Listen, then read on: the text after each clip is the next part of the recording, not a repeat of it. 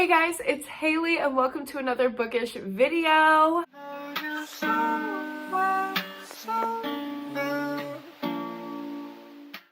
Another day, another Vlogmas vlog. I hope y'all are enjoying these as much as I'm enjoying filming them. We have a special guest in the vlog today. Cameron randomly got me something and surprised me last night when he got home. Look at this squish! I don't know if y'all are squishmallow people, but I love squishmallows. So this is Jordan. That's her official name. And she's a little gingerbread girl, but I love her little earmuffs. So I renamed her Muffy. I always rip off the tags and I don't call them by their given names, which I know is like sacrilege in the squish community. But for me, this is Muffy. She's the new channel mascot. I'm obsessed with her. She's gonna be around all of Vlogmas. Oh my god, I love it. And kind of like cannibal vibes, but I'm drinking a gingerbread latte, so sorry girl. Anyway, welcome to Vlogmas day 7. Wow. It is December 7th and I am currently reading Stolen Tongues by Felix Blackwell. So we are going to jump into this one today. I actually haven't started it yet, so we will start it today and I will give you my update as soon as I can. This is a fairly short book. It's about 300 pages, a little bit under, and it's a horror book about a couple who is living in the remote wilderness and they start to be stalked by some kind of creature. It's living out in the woods and it's snowy and it's isolated and it's the atmosphere we all want at this time of year. And the husband starts to get really freaked out because the wife is talking in her sleep and he figures out that she is communicating with the monster that's out there. She's not talking to herself. She's like speaking in tongues to this monster that is like hunting them down. Terrifying. I am so scared. I've heard really good things. People have been telling me that I'm gonna love it. So excited to get into this today, but I have a ton of therapy clients this morning. So first order of business is showing up for my clients, being a good therapist. And then hopefully I will have a moment in between meetings tonight to get into Stolen Tongues. When I have an update for you, I will let you know. Hello vlog, let's just start that over. Hello vlog, I am done with my morning sessions and I got home to the sweetest surprise in my mailbox. Matt the page turner, aka my favorite person to ever post on BookTube, who literally ghosted all of BookTube but subscribed to him anyway and tried to get him to come back. Matt sent me And There He Kept Her by Joshua Moeling, and he said that he liked this one, but he doesn't know if it's gonna be my thing. I'm interested to find out if it will be. Thank you so much, Matt. I literally love you, bestie. But let's figure out what this is about, because I put this on my wish list and I still don't know what this is about. They thought he was a helpless old man, but they were wrong. Okay, immediately I'm intrigued. 2 teenagers break into a house on a remote lake in search of prescription drugs. What starts as a burglary turns into a nightmare for all involved. Oh my god, this sounds like that one horror movie. This sounds like that one horror movie. What's it called? Don't Breathe? With the man who is blind, but he was an army veteran, so he's like killing all the kids who broke into his house. Y'all, every time one of y'all sends me a book, I literally want to drop everything and read it, because number one, I'm like, I feel like this is a shared experience. Even though you're not here living in my mind, I'm like, oh my god, bestie, let me give you the tea. But also because these sound so good. Like the one that Jay sent me just a couple days ago, and this one, I'm like, not me dropping my whole TBR, but I'm not gonna do that. I am gonna start Stolen Tongues right now because I have a few moments while I am cooking. I'm going to start this because I'm starving, okay? I am starving Marvin. I have not eaten all day and it's literally 11:30 and I'm walking all around the world with my clients doing my walk and talk session. So I'm like, my stomach is dying. I think I'm gonna make lemon ricotta pancakes. Okay, she's a chef. So come watch me do that, I guess.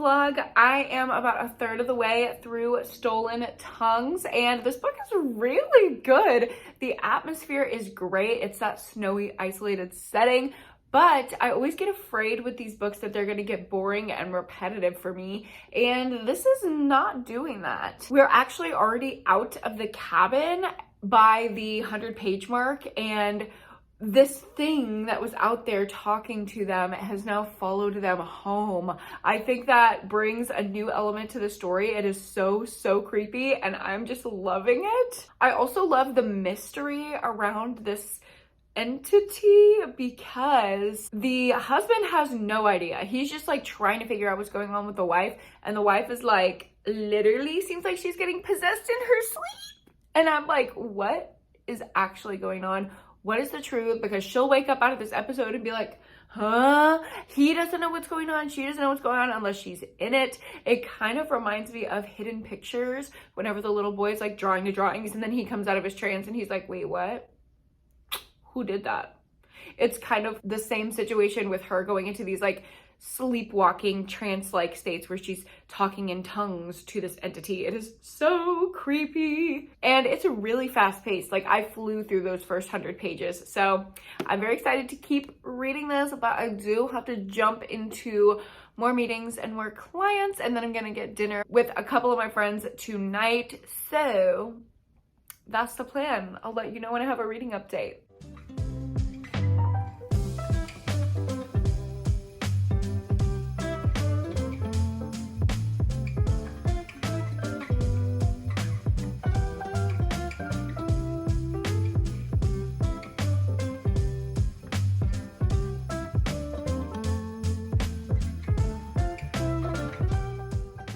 Hi vlog, it is much later after dinner. I just came home and hung out with Cameron for a bit, and then he went to bed, so I stayed up to read more of Stolen Tongues, and now I'm 2/3 of the way in, and I am literally scared.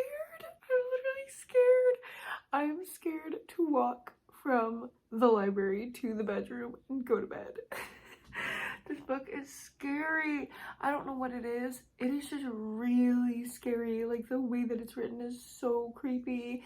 This monster, like, usually creature monster things do not get to me, but for some reason the descriptions of this monster and the way that it like torments you and tricks you using things that you love is literally terrifying. I love that this story is just like continuing on.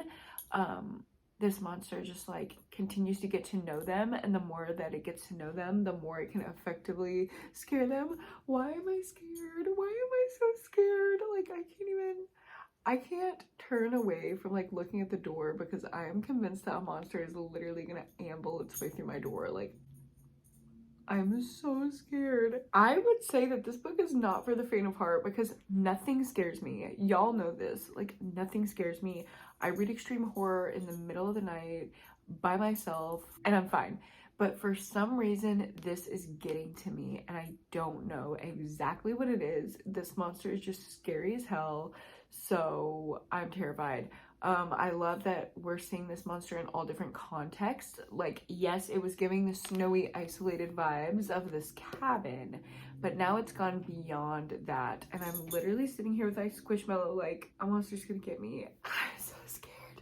Oh my god, I have not read a book that genuinely scared me like this in so long. It is so nice to actually be scared by a horror book. I feel like the setup was just creepy enough, and now I'm like actually legit scared. Also, there's a lot of like lore in here about the monster and the possible history of this creature and like all of that. And it's because this cabin is either near or on like ancient native land. And I know that's kind of like a problematic horror trope. It can be done like in a way that's fine, but also like, why are we going to use a whole race of people to say like the spirits are bad? Like, I get it if it's like indigenous people were treated badly, so their spirits and ancestors want revenge. Like, that's one thing I can like kind of get behind. This does have a couple Native people in it. I don't know how the Indigenous representation is.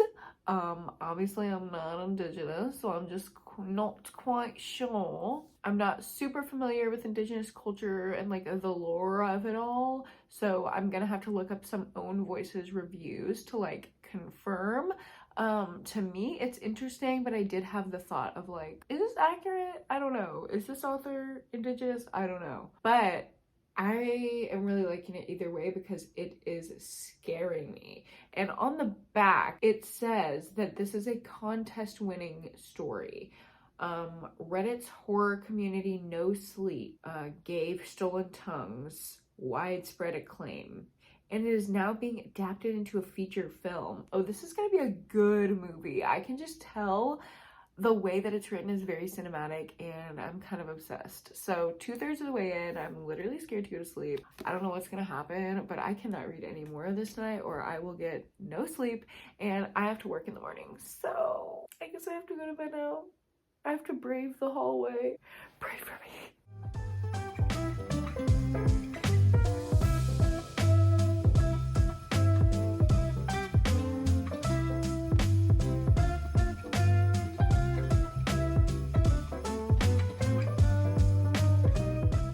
Hello vlog, it is the next morning. I'm up bright and early at the park to meet my clients for some sessions, but I did want to let you know that I am 90% through Stolen Tongues. I ended up getting the audio last night and I've been listening to that. It is so creepy. If you're gonna read this book, you have to follow along with the audio. It is so creepy. This voice actor is so good. But I will say, he did pronounce a couple of words wrong. Like, he literally pronounced them wrong. Like, random words in the English language.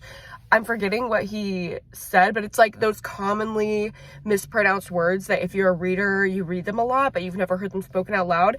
I just thought it was really funny that he mispronounced them in the audiobook and nobody caught it. But other than that, I'm still really enjoying it. It is really creepy. I will say it is less creepy in the light of day when you're like getting ready to go to work than it is when I was reading it last night, following along with the physical and the audio. Oh my god, it was so good. That was the best reading experience of this book, but I'm still enjoying it. I will definitely be finishing it sometime today, and I will be back with a full review for you. Hello vlog, I have finished Stolen Tongues by Felix Blackwell, and y'all, I'm gonna give it 5 stars. It is so good. I was literally gripping my steering wheel trying to finish this book as I was driving. I literally was gripping my steering wheel so hard, like, I feel like that was not safe.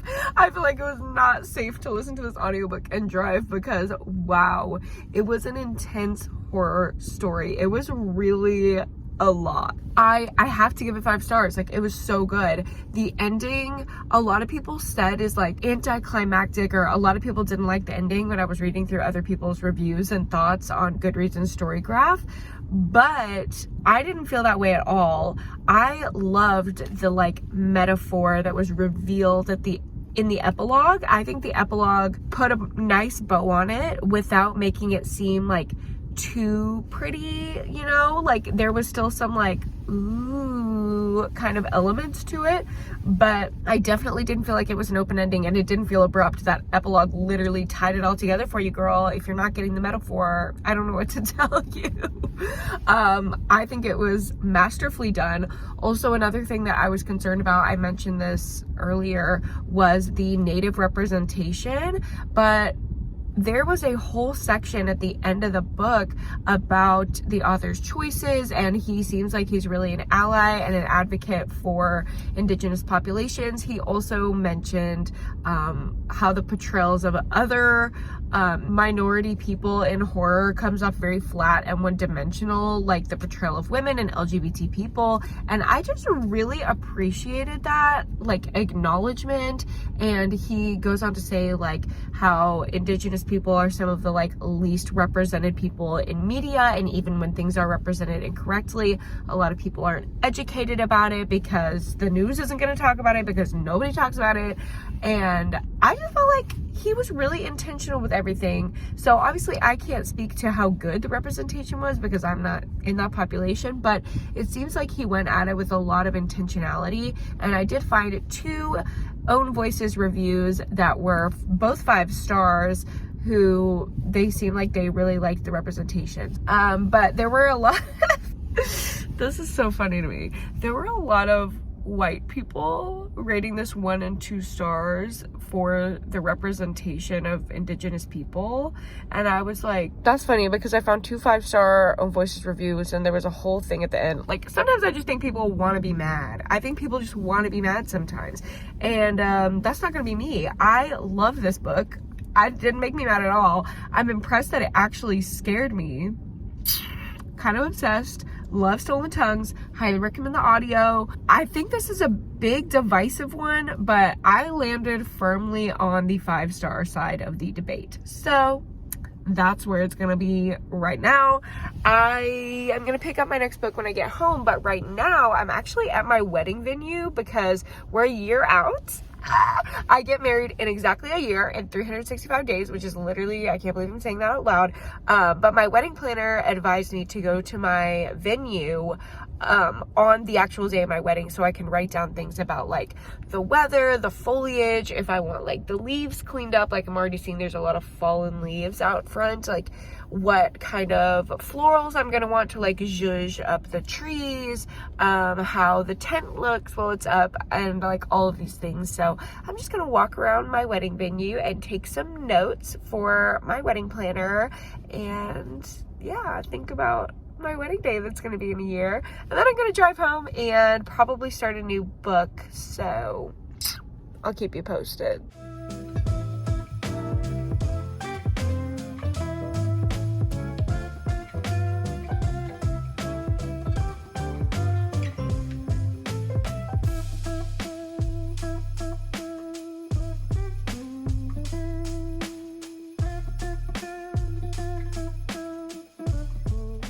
Hi vlog, I'm home.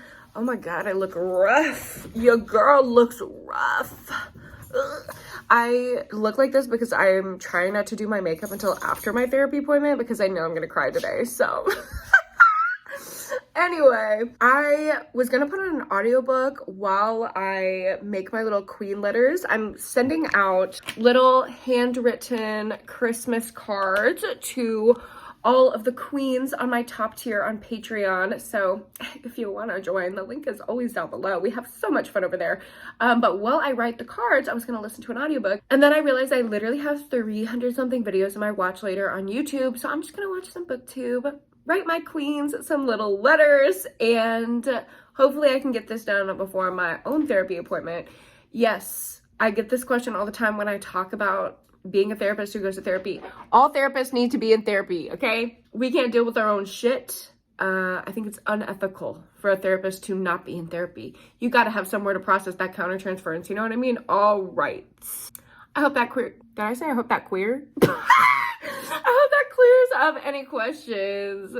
Period. Slay. Let me write my letters. I don't know why I'm in a weird ass mood.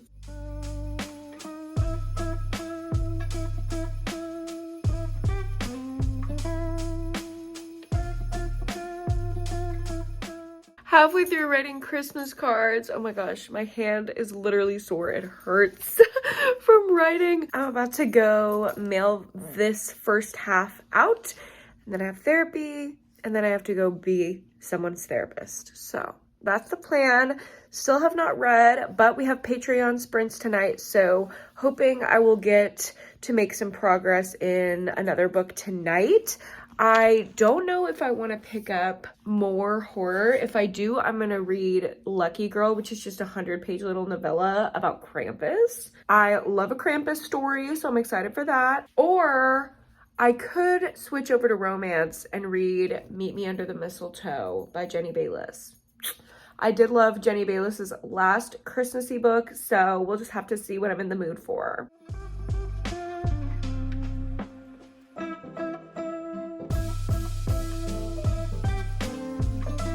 We're sprinting, and we need Mr. Michelon.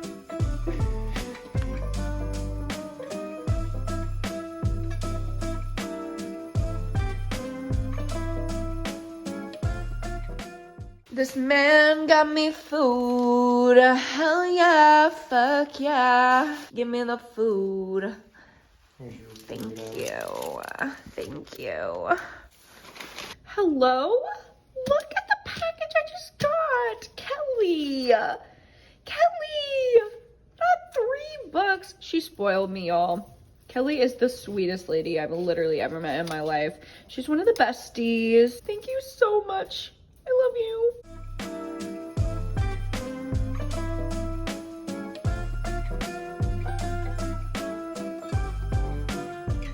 Hey, we're still sprinting. Don't mind me eating gingerbread ice cream from Trader Joe's. It's so good. Muffy is scared as shit. She's like, why are you eating that? Should I be scared? Anyway, we're having such a good time on sprints, and I am actually 65% of the way through Lucky Girl. This book is so fast-paced.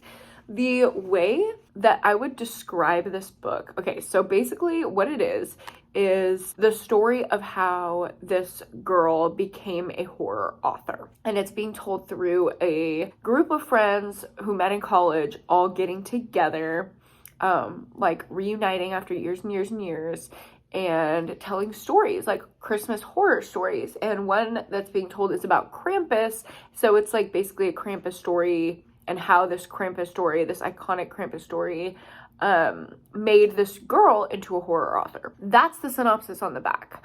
But I would pitch it as, this is what Nothing But Black and Teeth wanted to be. So if you got Nothing But Black and Teeth and you really wanted it to be something like I did, but it just didn't work out for you, you need to read this one. Because it's the college reunion with the friend drama, but it's not boring and it's not annoying, and it has that little speculative ghosty horror element. So it is literally what that book wanted to be, and I'm loving it. So slay. Okay, I did just run into some not great mental health representation in this book, though. It's just obvious that the author didn't do their research here. They're talking about the difference between a psychopath and a sociopath, and the book says the average person has run into a few psychopaths, and sometimes they run into each other. People tend to confuse psychopaths and sociopaths, but a sociopath is prone to rage and erratic behavior, has difficulty holding down a job or leading anything that resembles a normal life, while the psychopath can go unrecognized for an entire lifetime. That's not true at all. So the difference between a psychopath and a sociopath, according to the DSM and psychological science, is that sociopaths are socialized to be how they are, which is developing antisocial personality disorder.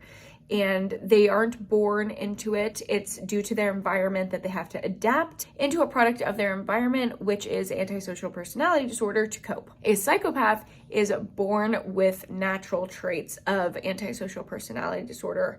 So there's the difference for you. This book is totally wrong. And yeah, I don't know where they're getting this from, but it's not correct. And I don't like to see that incorrect mental health stuff. But again, this is a horror book. You probably shouldn't be getting your psychology education from a horror novella.